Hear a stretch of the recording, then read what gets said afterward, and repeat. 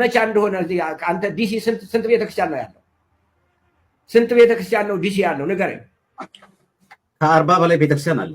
40 ቤተክርስቲያን አለ። ከዚያ እያንዳንዱ 5 ካህን ቢኖር ስንት ካህን አለ? 40 ጊዜ 5 ስንት ካህን ይኖራል?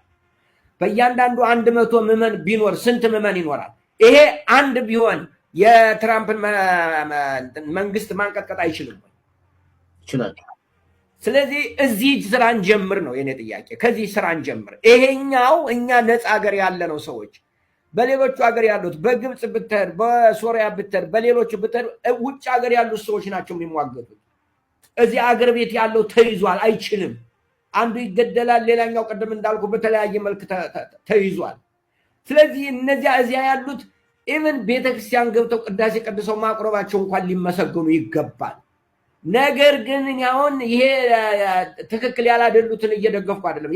ትክክል ያላደሉ ሰዎች አሉ በእነሱ የተቀመጡ እንደዚህ ጊዜ የኢትዮጵያ ኦርቶዶክስ ተዋሕዶ ቤተክርስቲያን ተመችቷት አያውቅም የሚሉ ሰዎች እኮ አሉ።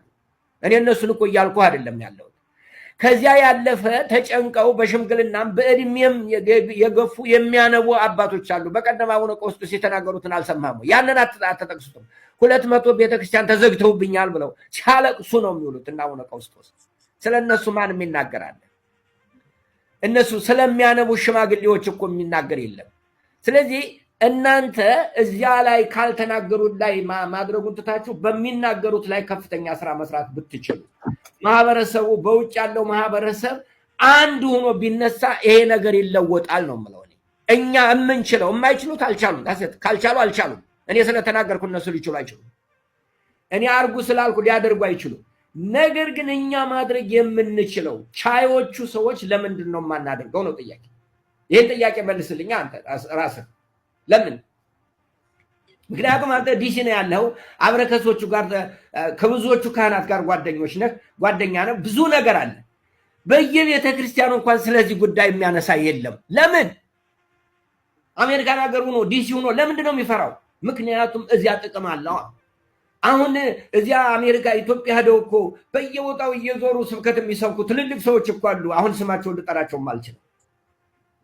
ከነሱ ላይ ጣትህን ስትቀስር ላይ እዚያ ውስጥ ያሉትማ የሚችሉትን እየሞከሩ ነው። እነዚያን ምንደኞቹን ትተን ማለት ነው። ምንደኞቹን በሶስት ነው መከፍላቸው። እኔ የደከሙ አሉ፣ የሚናገሩ አሉ፣ የማይሰሙ ነገር ግን ደግሞ ይሄ እንዳይነሳ የሚከላከሉ አሉ። ሶስት ናቸው ያሉት ሰዎች። እዚህ ግን ምን ምክንያት አለው ነው ጥያቄው። ምን ምክንያት አለው እንዳይነሳ አንድ እንዳይሆን? ምን ምክንያት አለው? ንገረኝ ምክንያቱ። ይሄንን ነው እኔ ልልህ የምፈልገው።